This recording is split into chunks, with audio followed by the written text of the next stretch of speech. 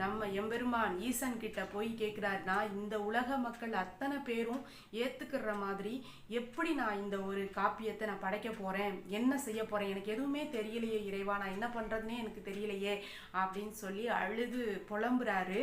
புலம்புன உடனே நம்ம இறைவன் மேலிருந்து அப்படியே அசரீரியா சொல்றாரு, உலகலாம் அப்படிங்கிற ஒரு வார்த்தையை இறைவன் அடியெடுத்து கொடுக்க நம்ம சேக்கிழார் பெருமான் இந்த பெரிய புராணத்தை எழுத தொடங்குறாரு. எழுத தொடங்கி பார்த்தீங்க அப்படின்னு சொன்னால் ஒரு நல்ல நாளில் நம்ம சிதம்பரம் தில்லை நடராஜர் கோயிலே தான் இந்த பெரிய புராணம் அரங்கேற்றப்படுது. இந்த பெரிய புராணத்தினுடைய சிறப்பு அப்படின்னு சொன்னோம்னு வச்சுக்கோங்களேன், சொல்லிக்கிட்டே போகலாம். அவ்வளோ சிறப்பு வாய்ந்த ஒரு நூல். தொண்டர்களினுடைய வாழ்வியலை நேரடியாக கண்டு பக்திக்காக, அதாவது நம்ம இப்போ பார்த்தோம் அப்படின்னு சொன்னால் இறைவன்கிட்ட முக்தி வேணும் அப்படிங்கிறதுக்காக எல்லாத்தையும் இழக்கலாம். ஆனால் எதுவுமே வேண்டாம் அப்படின்னு சொல்லிட்டு முக்தி கூட